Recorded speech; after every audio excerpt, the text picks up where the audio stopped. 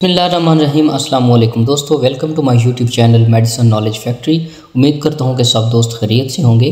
दोस्तों, आज इस प्रोडक्ट का हम रिव्यू करने जा रहे हैं, उसका नाम है डॉक्सीसाइक्लिन कैप्सूल।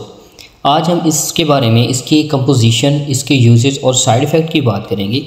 सबसे पहले अगर इसके हम यूजेस की बात करें तो इसका जो साल्ट है इसके अंदर वो डॉक्सीसाइक्लिन पाया जाता है। आपने अक्सर जो साइक्लिन है ये काफ़ी सारे प्रोडक्ट के नाम के साथ आपने लगा हुआ सुना होगा, जैसे स्ट्रेप्टोमाइसिन, टेट्रासाइक्लिन, ऑक्सीटोसिन। ये जो ऑक्सीटोसिन आता है ये एक एंटीबायोटिक जो मेडिसिन होती हैं उनके साथ इसको लगाया जाता है, इसको एक एंटीबायोटिक माना जाता है।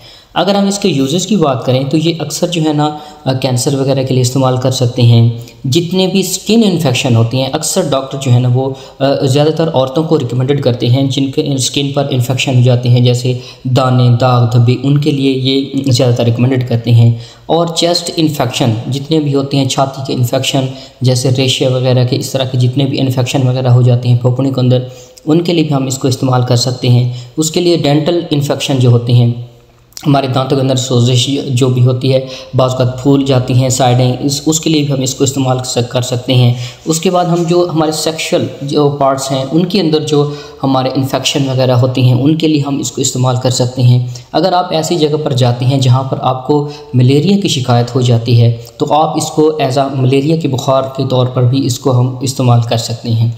अगर हम इसकी एंटीबायोटिक की बात करें कि इसके एंटीबायोटिक में साइड इफ़ेक्ट की बात करें तो साइड इफ़ेक्ट में सबसे पहले आता है डायरिया। एंटीबायोटिक जितनी भी मेडिसिन होती हैं उनके साइड इफ़ेक्ट में डायरिया लाजमी आता है। डायरिया तो लाजमी पेशेंट को होता है।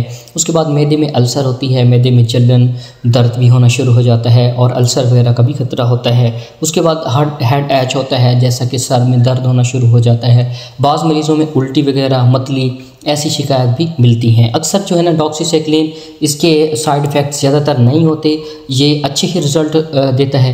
तो उम्मीद करता हूँ कि मेरी वीडियो आपको पसंद आई होगी। पसंद आई है तो लाइक कीजिए, शेयर कीजिए और सब्सक्राइब करना ना भूलिए।